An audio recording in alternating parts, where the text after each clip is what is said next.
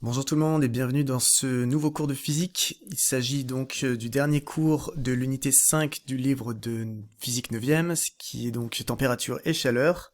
C'est le dernier cours de cette partie et c'est aussi donc le dernier cours du programme de physique en 9e pour cette année. Alors on va parler aujourd'hui de la dilatation thermique pour les solides et les liquides. Alors qu'est-ce que c'est que la dilatation thermique? C'est le fait que lorsque la température change dans un corps, dans un matériau, on va parler des solides pour commencer, les particules de ce corps s'écartent. Si la température augmente, les particules entre elles s'éloignent les unes des autres. Si la température diminue, elles se rapprochent les unes des autres. De façon microscopique bien sûr, mais de façon macroscopique, si on regarde ça avec notre œil à nous, on va voir la taille des objets augmenter ou diminuer. Ce changement de taille, on l'appelle une dilatation. Si c'est à cause de la température, on appelle ça dilatation thermique, s'il reçoit de la chaleur ou s'il perd de la chaleur. Et cette dilatation va être proportionnelle à un coefficient que l'on appelle le coefficient de dilatation thermique, symbolisé par cette lettre lambda. Alors c'est une propriété qui dépend du matériau, donc ce ne sera pas le même en fonction des matériaux. L'unité de ce coefficient, c'est 1 divisé par Kelvin, Kelvin moins 1. Parfois, bien sûr, on pourra utiliser 1 sur degrés Celsius. Ça marche aussi. Alors, vous voyez, les objets peuvent se dilater dans plusieurs dimensions. Et on commence par la dilatation linéaire, c'est-à-dire les objets qui sont plutôt longs, comme une barre, un fil. On considère, vous voyez le schéma ici, qu'ils se dilatent seulement dans un seul sens. C'est-à-dire, il n'y a que la longueur qui change. Bien sûr, leur épaisseur, leur largeur va changer aussi, mais tellement faiblement qu'on le néglige. On dit que c'est une dilatation linéaire. Alors, on a une formule pour ça, tout simplement, delta L. Qu'est-ce que c'est que delta L? C'est la variation de longueur, vous voyez, c'est la longueur après moins la longueur avant. La longueur avant, c'est la longueur initiale qu'on appelle L0. Donc cette variation de longueur se calcule comme ceci. Elle est égale à la longueur initiale, multipliée par le coefficient de dilatation thermique, multiplié par la différence de température. Cette différence de température, elle peut être soit en degrés Celsius, soit en degrés Kelvin, c'est exactement la même chose si vous prenez une différence entre les deux. Vous voyez, une différence de température, c'est la même chose si c'est des degrés ou des Kelvin. D'accord Voilà, donc ça va nous servir à calculer quelques exercices, vous verrez. Il y a quelques remarques à ça. La première remarque, c'est que cette variation de longueur est proportionnelle à la longueur initiale du solide. Vous voyez que cette remarque, vous allez voir, elle va beaucoup nous servir. Si au début vous avez une barre très longue, sa longueur va plus augmenter que si la barre est petite.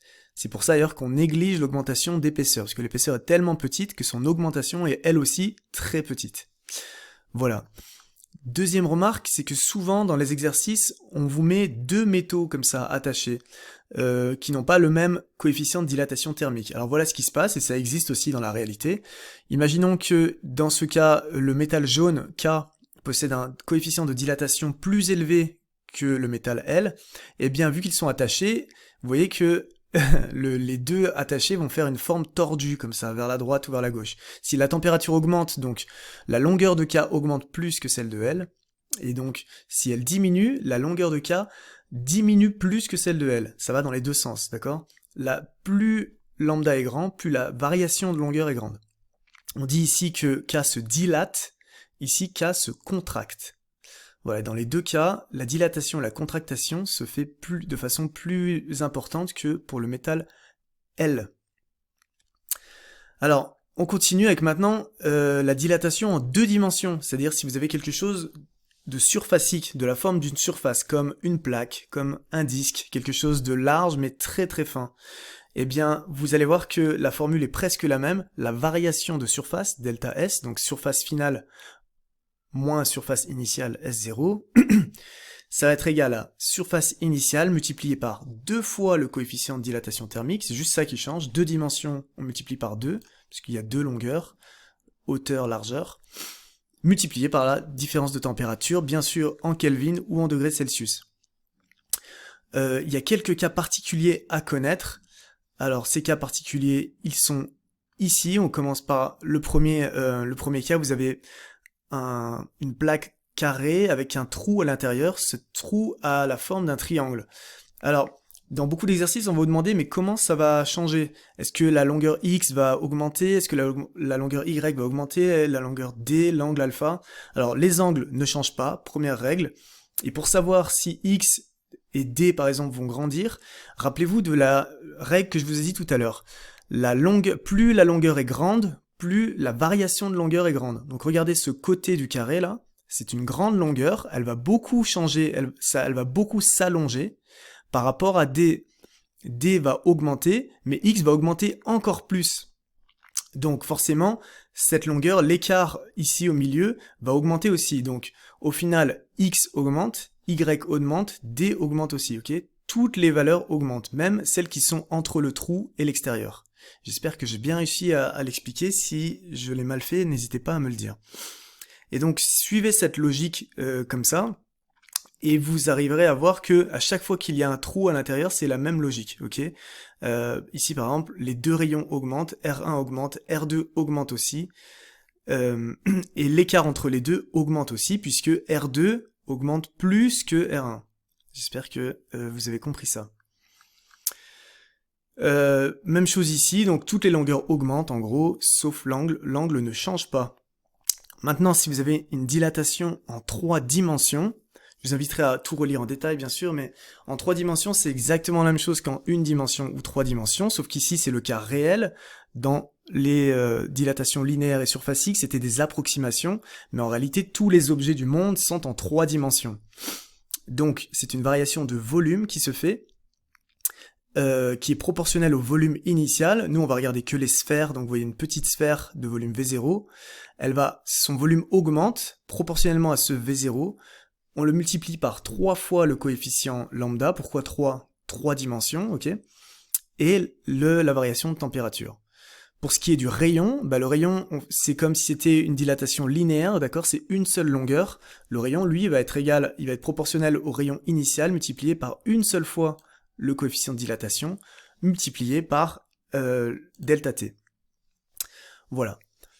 Pour ce qui est des liquides, maintenant, alors, au début, c'est tout aussi simple que les solides, il y aura juste quelques exceptions. La loi générale, c'est que lorsque la température augmente, le volume d'un liquide augmente. C'est le principe d'un thermomètre, par exemple le thermomètre liquide avec du mercure, c'est ça l'idée. Quand la température augmente, le volume augmente, et donc nous on mesure la température grâce à l'augmentation de volume du mercure. Très bien. C'est la même chose que pour les solides, c'est proportionnel à un coefficient de dilatation des liquides qu'on appelle A. On l'appelle pas lambda pour le différencier des solides, mais c'est la même chose, son unité c'est aussi Kelvin moins 1 sur Kelvin, parfois 1 sur degré Celsius.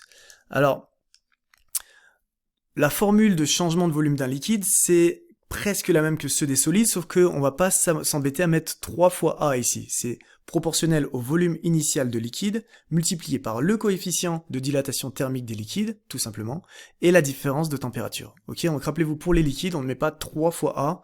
Le 3, si vous voulez, est déjà inclus dans le A. Attention, il y a des exceptions. Et l'exception la plus connue et la plus importante, c'est l'eau. L'eau, si vous augmentez sa température, son volume n'augmente pas toujours. C'est vrai, alors regardez la courbe de volume de l'eau en fonction de la température. Entre 4 degrés et jusqu'à 100 degrés, jusqu'à ce qu'elle devienne un gaz, si vous augmentez sa température, son volume augmente, c'est vrai, mais attention, entre 0 et 4 degrés, si vous augmentez sa température, son volume diminue, d'accord? Le volume d'eau à 0 degré est plus important que le volume d'eau à 4 degrés. Et c'est l'inverse pour la masse volumique, d'accord? Le volume d'eau à 0 degré, liquide, donc elle est moins dense, sa densité, sa masse volumique est plus petite que lorsqu'elle est à 4 degrés. C'est pas marqué sur le graphique, mais ce point-là, bien sûr, correspond à 4 degrés également. Donc, la courbe de volume et la courbe de masse volumique sont exactement les mêmes, mais inversées. Vous voyez, l'une a un minimum, l'autre possède un maximum. Ça, c'est très important pour les questions des exercices qu'on va faire après. Et justement, voici le premier exercice d'application. Je vous le mets en entier ici. Donc, vous avez une sphère. Alors ça, c'est un exercice très classique, c'est pour ça que je vous le mets en exercice d'application. Une sphère entre deux barres. Ok, on va changer, les barres sont attachées à gauche, la barre K et la barre L.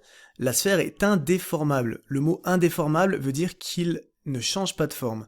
Vous m'avez appris à le dire en turc, mais j'ai oublié. Değişmez, je sais plus. Hacim değişmez, peut-être. Si on augmente la température, les barres ne vont augmenter que leur longueur, d'accord? C'est une augmentation, une dilatation linéaire. Donc la barre va augmenter vers la droite, la barre elle aussi. Mais vu qu'elles n'ont pas le même coefficient de dilatation thermique, elles ne vont pas augmenter de longueur de la même façon.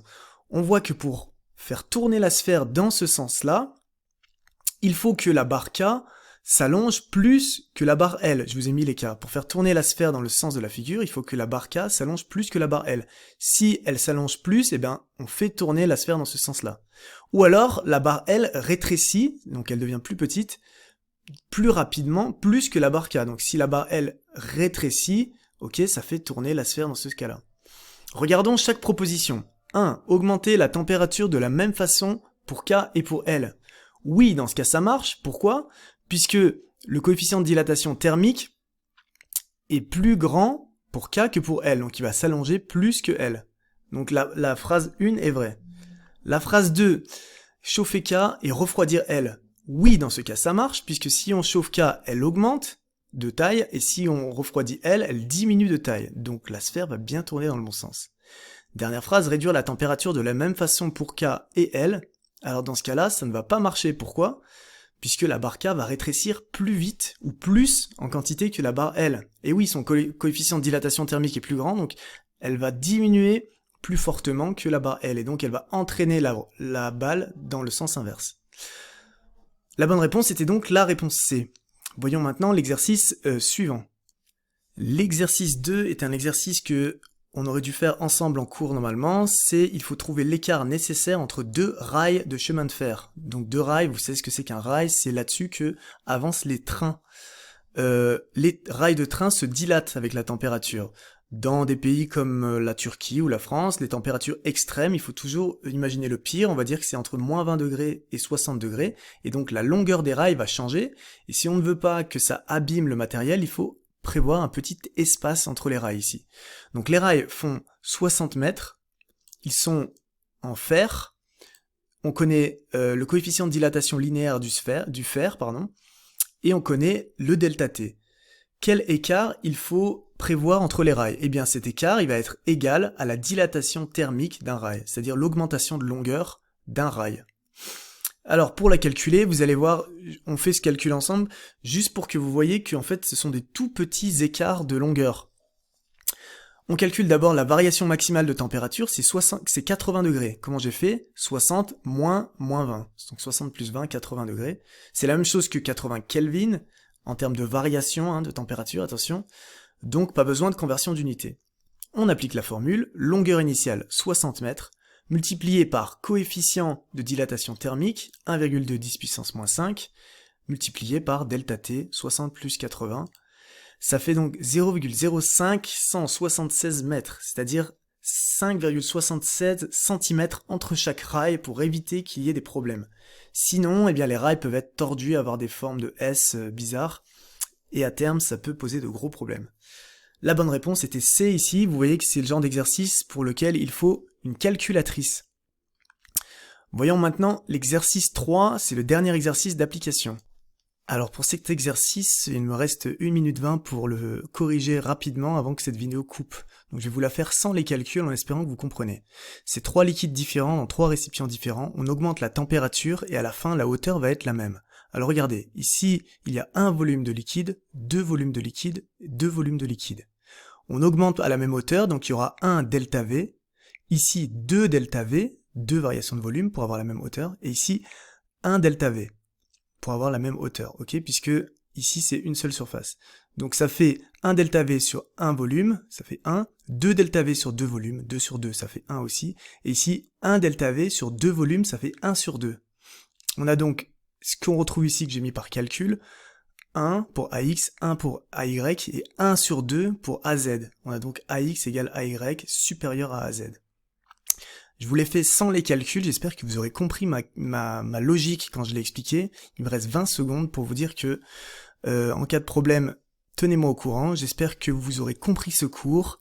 C'est le dernier de l'année, donc profitez-en, et puis moi je reste à votre disposition. Je vous dis à très bientôt en visioconférence, prenez soin de vous. Au revoir.